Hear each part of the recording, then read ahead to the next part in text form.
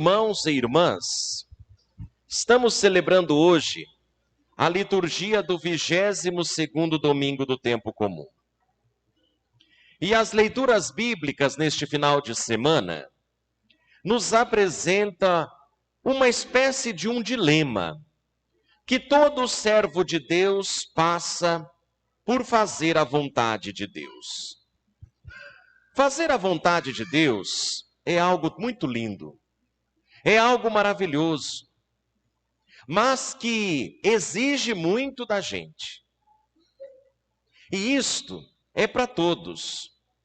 Para os profetas do Antigo Testamento, para tantos que durante tantos séculos estão se dedicando e se dedicaram para a evangelização, e não por que dizer também para o próprio Jesus.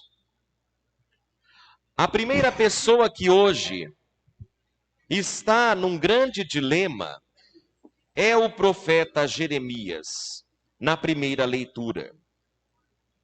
Ele começa dizendo a Deus: o Senhor me seduziu, eu me deixei seduzir por ti. Tu vencestes a minha humanidade, e agora estou sendo chacota dos outros. Por que será que o profeta Jeremias está fazendo esta queixa para o próprio Deus? Não é porque Jeremias estava se sentindo frustrado, amargurado ou arrependido de ter ouvido o chamado de Deus e de exercer a profecia. Na realidade, Jeremias está sentindo na carne o que significa se sacrificar por Deus. Falar em nome de Deus é bonito, mas é comprometedor.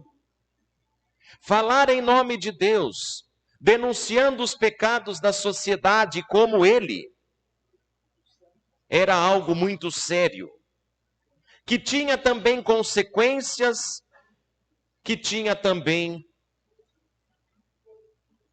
até mesmo perseguições.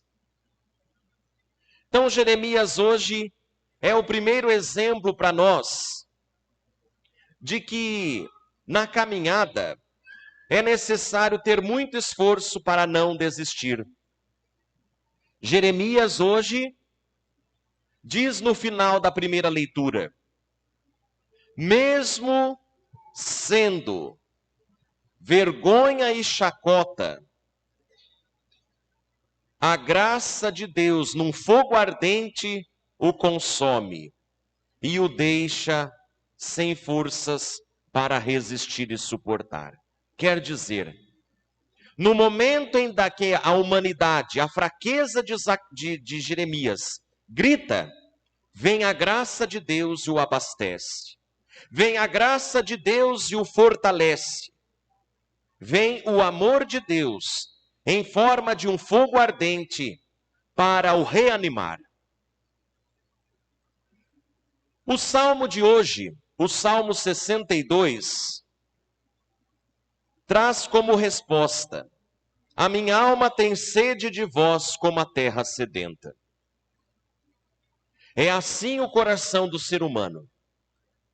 Já porque vem de Deus, nascemos de Deus, fomos criados por Deus, Deus é o nosso bem mais precioso.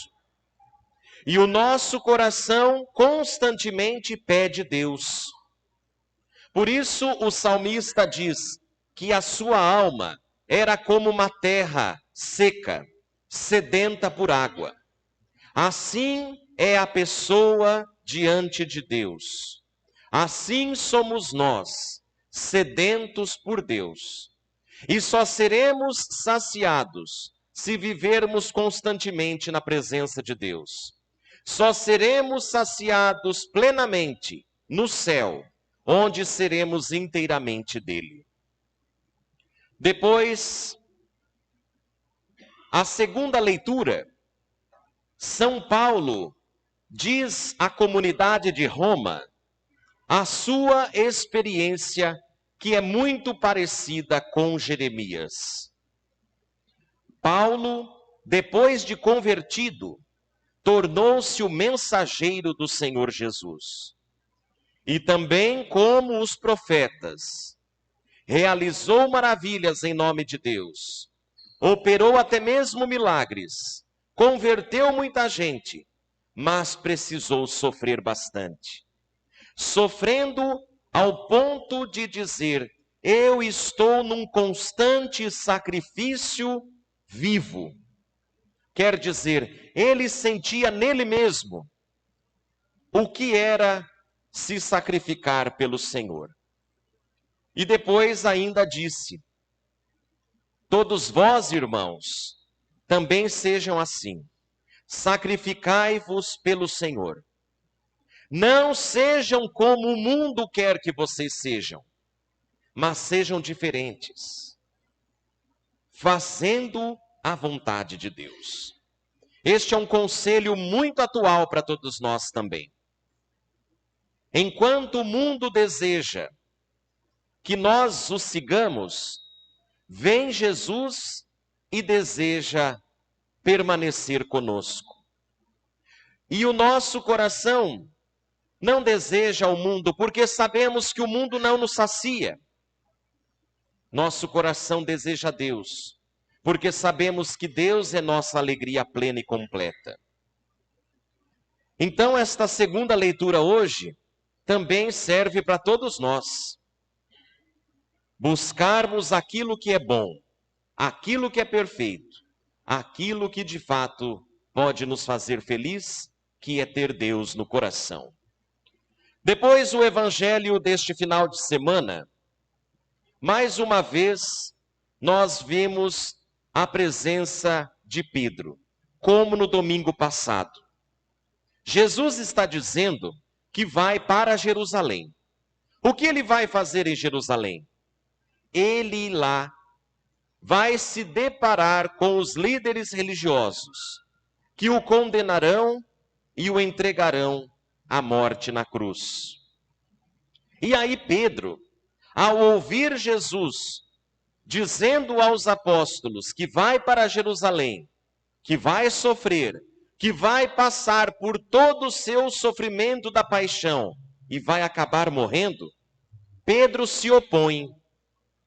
Não, Jesus, você não vai. Isso não pode acontecer. Na realidade, Pedro estava deixando o seu lado humano, o seu lado fraco, falar mais alto. Diante do projeto de Deus de salvar a humanidade, Pedro não estava conseguindo entender que projeto era esse. E aí Jesus dá uma resposta muito forte: vai para longe de mim, Satanás. Por que será que Jesus chama Pedro de Satanás? Ele não está dizendo que Pedro está possuído pelo demônio. Na realidade, esta visão de Pedro era uma visão contrária à vontade de Deus. Falar para Jesus não ir para Jerusalém era dizer: Jesus, não morra na cruz, não salve a humanidade, deixe a humanidade se perder sozinha. Então, não era essa a vontade de Deus, não era essa a missão de Jesus. E depois disto que Jesus afirma, Jesus mostra o que é o seguimento aos apóstolos. Todo aquele que quer ser meu seguidor, renuncie a si mesmo, tome a sua cruz e siga-me. Quem quiser salvar sua vida, vai ter que sofrer.